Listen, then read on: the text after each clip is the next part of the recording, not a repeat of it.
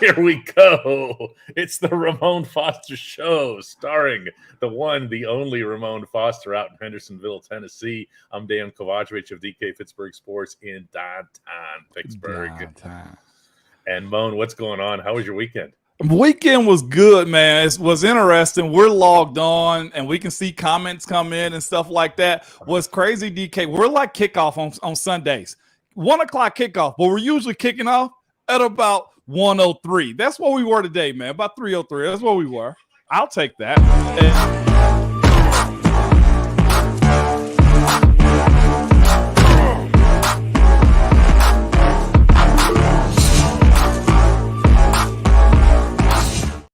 No one complains about that, by the way. No one's like, hey, you guys started at 4:02.5. Like, you know, what's going on with that?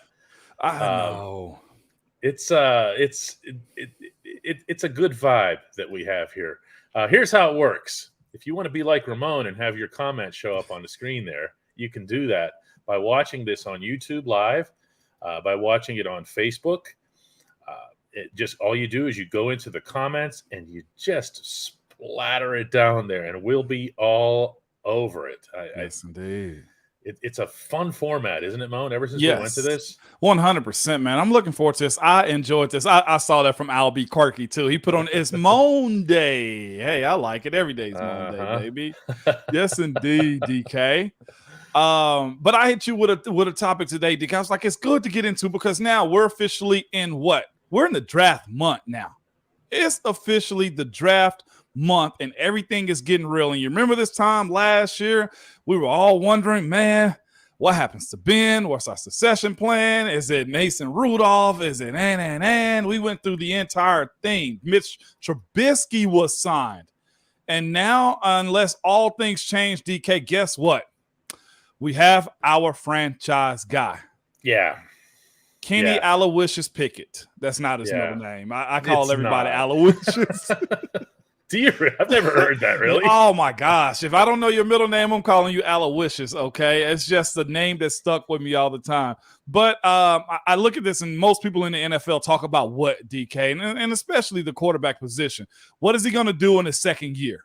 Right. And that's something that I think is very interesting moving forward when it comes down to Kenny Pickett. And I went back a little bit, DK. You'll have to refresh my memory a little bit because there was some stats there. I was just like, oh, I don't think this is the jump we were looking for, or being able to splice this into what I'm trying to say. What was Ben's second year? He started 12 games. So something happened to where he missed 4 games for the regular season games. Was it the injury or did he end up getting hurt into his second year? I forget.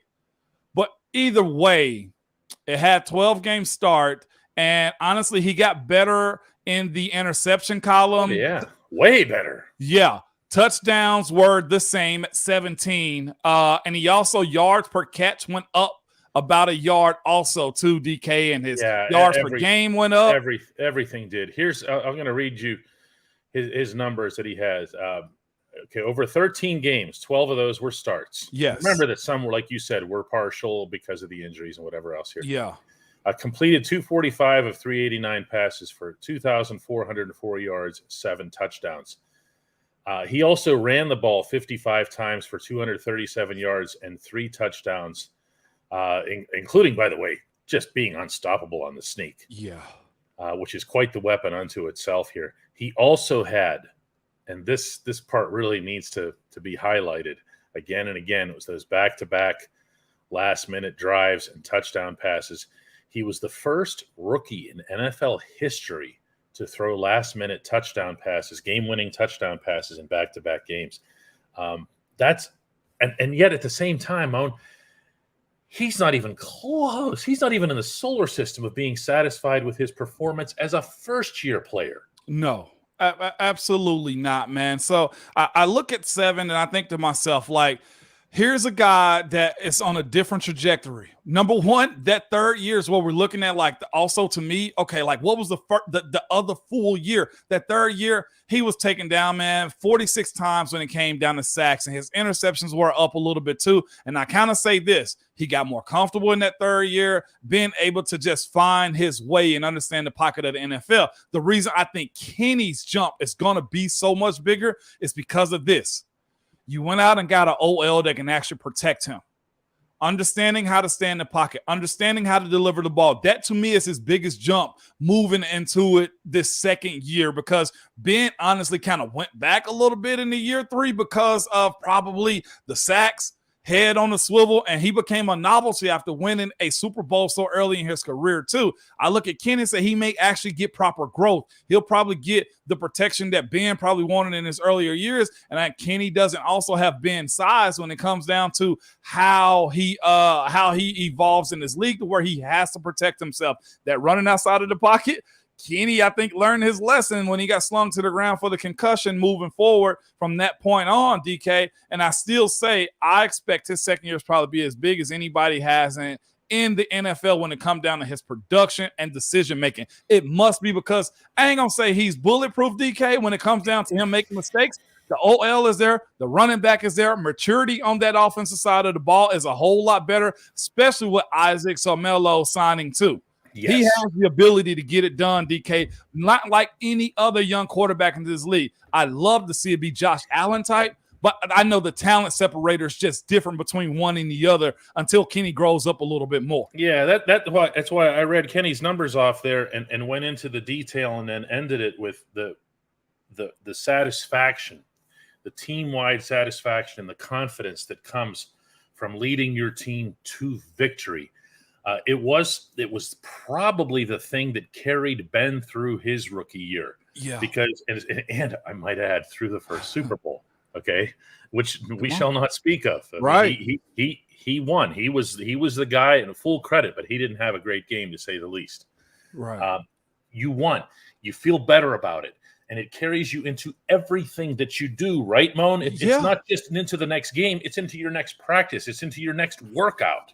Yes, 100%. And that's why I'm banking on him taking that jump. And it just really hit me because we're in draft season right now, and there's one position you don't have to worry about, and that's quarterback. And that also eases them over mentally. That also lets them know that you're going to be the guy moving forward. And when you're a first rounder, and I think his start was fair as far as Kenny's, what was that, last 13 games he had as far as getting under the center. That's why I'm expecting y'all, like, we're going to compete in the AFC North. And I'm not actually, and that's right too, the 06 motorcycle accident. But I look at this and I still say to myself, like, I'm excited for him. Is it sexy? No. But I look at this draft season right now as far as Kenny Pickett goes, DK, listeners, and everybody that they loved last year, right? Bryce, CJ Stroud, Will Levis. I can go on and on about all of these guys. Every single one of them that they loved last year with the mock drafts, they absolutely dislike or are finding something about them. So who's the perfect quarterback draft? Like even Trevor Lawrence had an up and down go at it, right, DK? Down then up. Down, and that's the comparison that I'm seeing in a lot of the feedback that we're getting today is, can you make a jump like Trevor Lawrence did in the second year? Trevor Lawrence had a lot more handicap to his process, okay? Trevor Lawrence wasn't coming into the Pittsburgh Steelers. He was coming into the Jacksonville Jaguars. They had running back injuries last year. They had all kinds of problems. This college head coach. Oh, that actually was probably number one, okay? Yeah. And that they were able to jump the way they did is a credit to everybody in Jacksonville, but more than anybody, to Trevor himself. I wasn't sure anything would come of him there, really, just because of where he was. Kenny doesn't have to deal with any of that. I love the idea of a second-year leap for Kenny, but I'm going to underscore one thing. Okay, setting Kenny aside, let's do that. One facet more than anything else. And that is that he will have, and you mentioned this with Isaac Seumalo and everything, he's going to have an offensive line by the time they get done with it. And I'm not sure that they are. Okay. Right. I'm not sure that Dan Moore is the left tackle. Okay. Oh. I'm not sure that he is. We'll see how this draft plays out. We'll see if they're waiting for the draft to determine what else can be done in free agency or vice versa. But we'll see how that goes. I love the fact that they stabilized the line. When we come back on the Ramon Foster Show, it'll be the only segment that matters. Hey, Mo. At DK Pittsburgh Sports, we take pride in coverage that connects our city's fans to their favorite teams. Now, that connection's stronger than ever. Introducing our all-new state-of-the-art app. Find expert inside reporting and original podcasts. Check live box scores. Track the latest stats. Chat it up with our community of thousands of fans, all in one place. The new app from DK Pittsburgh Sports. Coverage that connects.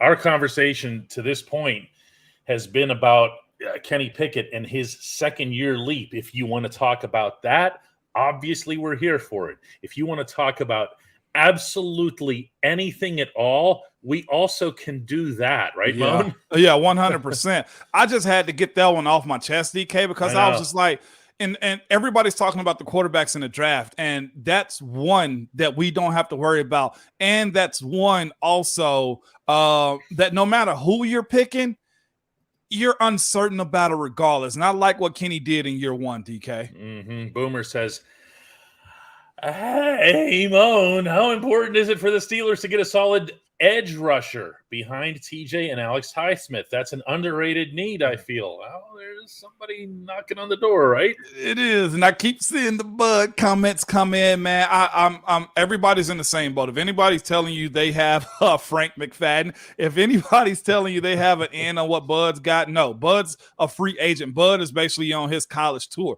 Getting an outside edge would be beautiful for the Steelers. But I would also say, if you're asking me if choose between the two, I'm going D tackle first before I go outside edge, DK, because I do think there's free agents there, and you're still going to be able to find some quality role players when it comes down to helping get TJ and Alex Highsmith some help off the edge. And it's also this too, DK. It's a matter of what Bud want his positioning to be with the honeymoon or the reuniting. Oh, yeah. Right? Am I correct in that? I don't think he's going to want to come in. If they tell him you're going to do what Chicolo did, you're going to take 20 snaps a game, I think that's got to be part of the discussion. Yes. You know, because if Bud sees himself, hang on a second, man. Look, I like Chick and everything, but I'm not Chicolo. I'm not. And this is the thing, too. Bud has been a career starter, right?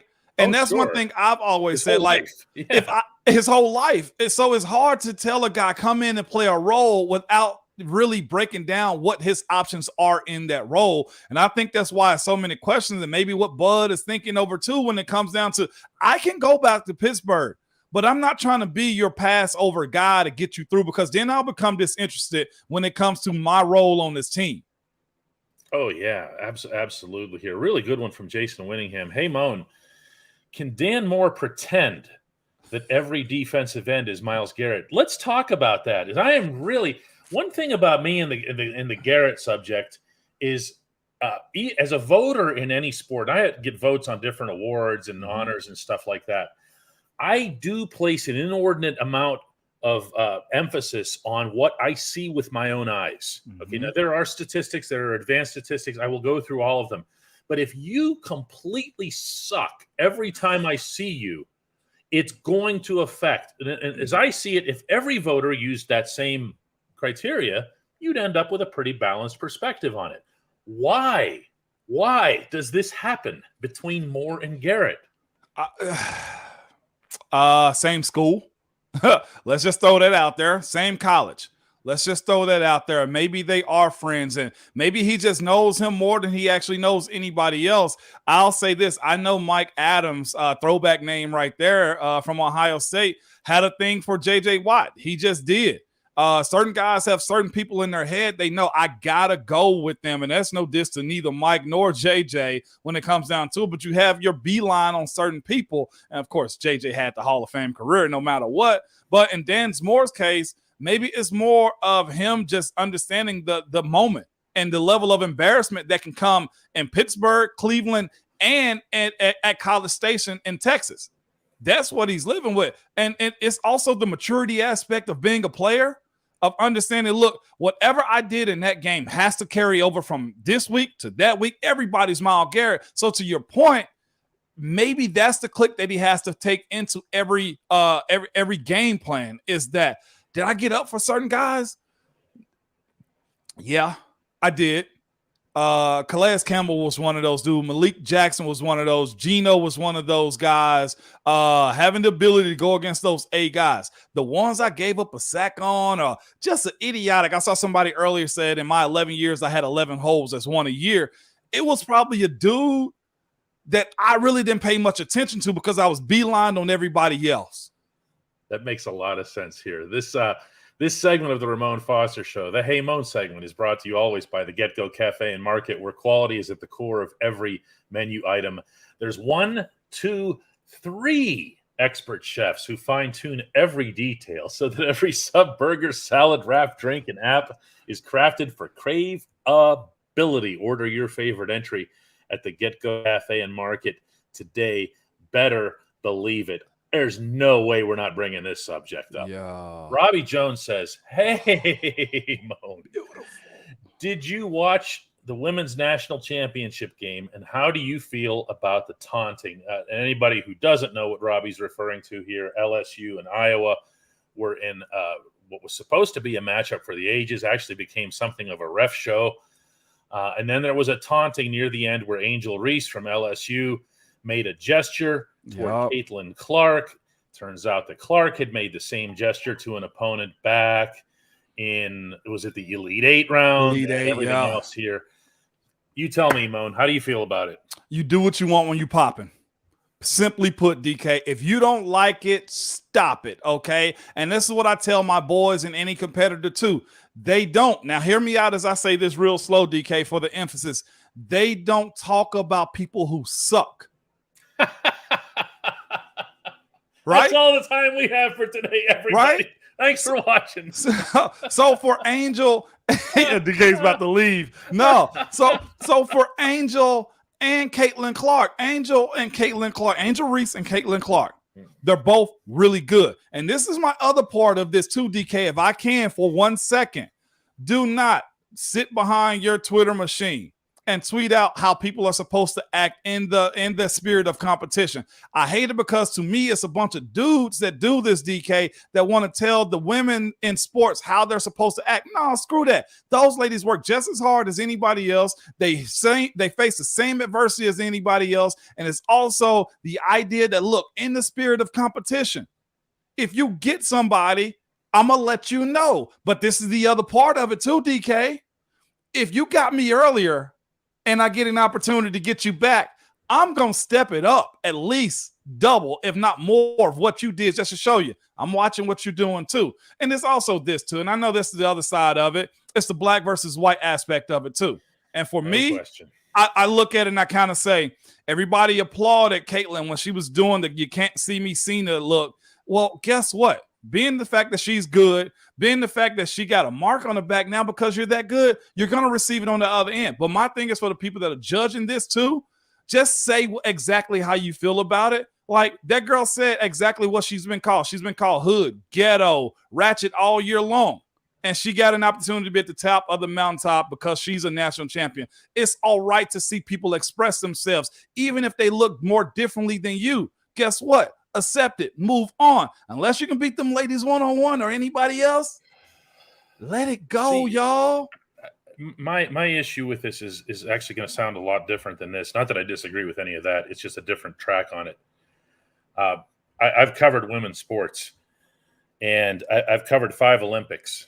And at the Olympics, the men and the women are treated completely equally. That even goes for the basketball. Okay, I've covered Olympic basketball with the NBA guys, and then the court the very next day goes to the women's teams. And they're there in the seats cheering for each other, okay? And they're not talking about narrative stuff like this. They don't have to invent stuff in order to get interested in women's sports, okay? That's what bothered me the most about yesterday, to be honest with you. It used to be in women's basketball that it was UConn and nobody else. Yeah, well, Tennessee. Let me throw that in there. UConn and Tennessee. Eventually, with Pat Summitt, right. Yeah. Right. However, but you had maximum 2 or 3 programs that were competitive in the whole country. Okay. With everything that Gino Auriemma did at UConn and Pat Summitt did at Tennessee and a couple others, and that was it. Yeah. What really should have been celebrated yesterday was that they had one hell of a championship setup. Okay, they had a championship matchup for the ages. I don't care who was white, who was black. I don't care who taunted who taunted that. Okay, what I cared about was that there was going to be a really good basketball game. It turned out there wasn't one because of the officiating. Okay, and if people want to, if you want to advance the cause of women's sports in general, just treat them like women's sports. Okay, you don't have to. Oh, let's talk about this person because she's either white or she's ghetto or she made this gesture or made that gesture. Yeah, I'm going to start getting profane here, but this is just. I went to. I'll shut up after this, I swear. But I went to Rio to cover the 2016 Olympics because there were 4 Pittsburgh women in it. We had no other connections to it, no men involved. 4 Pittsburgh women. I went down. I was proud to be the only Pittsburgh reporter there. 3 of them won gold medals. And I was the only one down there to report it. They had great stories, Moan. They were legitimate stories. One girl won a rowing medal. She learned how to row on one of our rivers, on the Allegheny River. This was beautiful. Great stuff, man. Okay? Yeah. And people have to get all caught up in crap like this here. Pittsburgh Toddy says, hey, Moan, assuming Najee is completely healthy and with an improved offensive line, what do you think his ceiling is stats-wise? Stats-wise, I see him 17 games healthy for all of them. You got to also remember this. Jalen Warren has a play in this too now, and it also comes down to how they're going to manage him. And I think Coach T and I was about to say Kev. No, Omar probably think it's in his best interest to have him out there. I could see Najee going for 1,500 and probably about 500 passing. I see that. DK, let me finish this one up real quick because everybody is blind to the fact, and then we moving on from there, okay? It's this one. Nah, she just doesn't shut up. You know who else doesn't shut up? Joe Burrow. And guess what? You beat him, you shut him up then. You know what else didn't show up? We as an O-line, when we played, didn't shut up then. You know who else didn't show up? Antonio Brown also doesn't shut up whenever. You do what you want when you're popping. If you're that good, you do those things, DK. And you know what? If you don't like it, build a team, train your you-know-what off to go beat them to shut them up. That's what you do. I don't want to hear that you don't shut up side of sports. If you don't like it, shut it. Shaq treated people like they need to be treated on the basketball court because why? If you can't stop me, then shut up. Now, until Dwight Howard comes along and start to pull at his cape a little bit, and I know they're not in the same conversation when we speak about careers, but this is the thing. You start nipping at that cape, people change up a little bit. There's so much trash talking. Don't be blind to the fact that it's not your team. Embrace what sports is what I tell you as a fan. The same way we had to eat crow too, DK, when they were celebrating on us. That's just how the cookie crumbles sometimes. All right, now we're done. They were dancing and screaming outside your locker room. Yeah, they were. Okay, and I'm talking about the Ravens. Okay, outside your locker room. Yeah. Okay, loud. You know what I'm talking about? Just down the hallway from where you guys grab the food on your way out of the room, right down there, and making sure they were doing it in your direction. Yeah. Victor and we had to deal with Johnny Manziel and Baker Mayfield, who were both trash talkers. It sucked. What did we do? Shut them up. Let's just beat them. Yeah. Victor says, hey, Moan, if our Pittsburgh Steelers reach the playoffs this upcoming season, how deep do you think they can go? Victor's got them in the playoffs already, man. Go ahead, Vic. I think this is going to be a strong team. And I hope we stay under the radar. Nobody nationally picks us. We got to get past the first round, Victor. Period. We got to get past the first round. And to me, how far do I think they go? You get past the first round. Now we're actually cooking with the restart of a franchise probably faster than many folks had us getting back into the show at that point. Get to the second round, Victor. We're cooking with gas as far as the offense and still as a team organization, man. Second round is where I'm at, minimum now. Steve wants a tight end at 32. He says that would be a great way to help Kenny Pickett. 2 tight end sets work well with Belichick and Gronkowski in the Hernandez days. Yeah, I mean, you just took 2 pretty extraordinary examples and just said, yeah, that worked. Okay, along with the best quarterback who ever lived. What a concept. That worked for Belichick. For that. Yeah. I could have coached those 3 to an offense. Finding a 2 tight end set offense, I think is almost prehistoric in a sense, DK. Well, but don't you have them? I mean, is this a need? Why do people keep bringing up tight end? I don't think it's a need, but I will say this. I get your understanding, but you got guys. Hopefully, we keep talking about Calvin. We keep talking about other guys. And I say this, Jaylen Warren has been a big part of that too. And just watching guys be good at that position. Nobody wants to get in Pat Fryermuth's way when it comes down to bringing in another playmaking tight end. I think we'll pass on that one. Yeah, there's still a lot coming back, on this, on this thing with the women's basketball. Mike says, talk about how amazing Angel was in the game. She was lights out. I mean, she had 15 points. She was good. Yeah. Effective at some points. Yeah, I don't want to overstate that either. Yeah. I mean, LSU's just had a more balanced roster. A lot of teams have more balanced rosters than Iowa's, because Iowa has the best player in the game, and she ends up doing a lot of their work for them here. We have Tony reaching out from 39,000 feet heading back to Japan. Wow. What kind of Wi-Fi is available on that flight? Don't you go over to the Arctic Circle for that? No, I'm serious. I'm pretty sure. I've only been to Japan once. I had to go to cover a hockey game, and we flew from Detroit. You go up over the top of the planet. What? Oh, yeah, because it's faster and shorter. Oh, wow. So you look out the window, which, by the way, is like it weirds you out a little bit, even for those of us who've flown a lot, because you look down there and you just go, oh, man, that's the top of the world. Yeah. Oh, man. Like we don't have anywhere to land here if we needed to land. See, don't say that, DK. You're the type of person that jump up and down in elevators, man. I'm saying this stuff, and Tony's going, man, I'm never watching this show again. I don't need this. The Pef wants to know if you watched WrestleMania. Are you a wrestling guy? I went to the one in MetLife years back, man. By far, one of the best productions you could ever go to. If WrestleMania is close to you, they know what they're doing. Oh, man, go to it. It is phenomenal, man. It really is a good time. Dr. Shadow says, what was your worst NFL game? Your worst NFL game? It's probably circumstance more than actually the entire game, because one thing we were conditioned to do is forget real quick. But I think stop that one, Toddy. What you're asked to do though is forget plays really fast. I always got the one where I got plowed through by Nada, and he ended up sacking Ben. It was a dirty play. You see him push his fist up under Ben's helmet, and he broke his nose.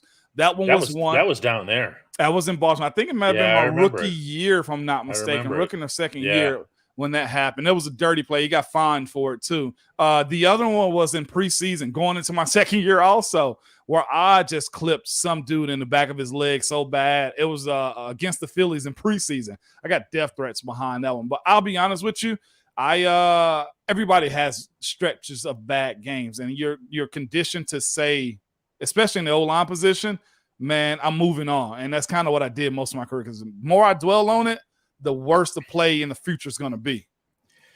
Steve comes back at me on the tight end thing, says, so if Pat Fryermuth gets hurt, you're okay with Zach Gentry as number one, and then we're right back to a Malik Reed type situation at OLB.